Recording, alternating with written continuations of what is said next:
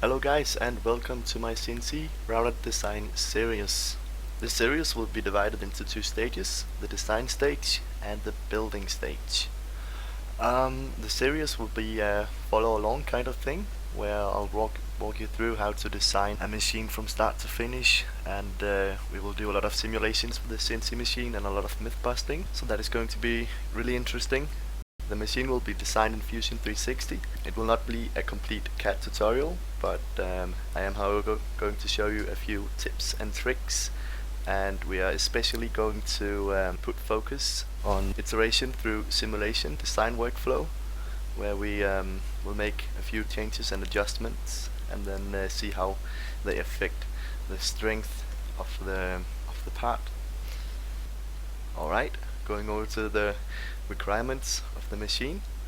First off, it's important to say that it's a universal router, and by that I mean that the router is not specifically intended for wood only or metal only. It's designed to be an all-around machine that can do a little bit of everything. Let's take a look at the essential requirements.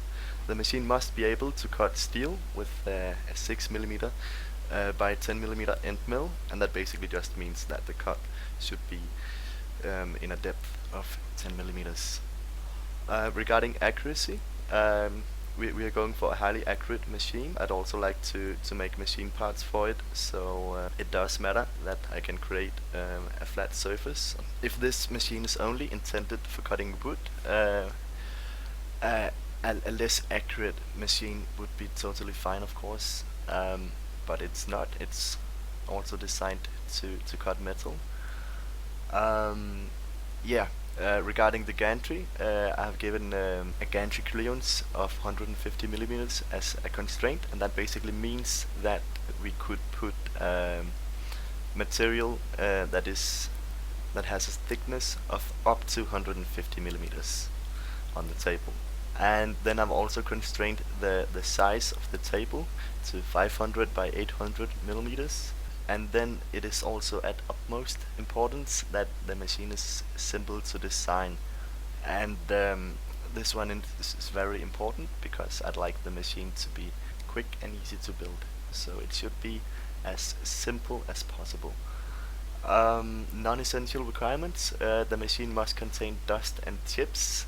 This constraint has different solutions. One of the solutions would be to create a dust shoe to suck up chips as they are generated.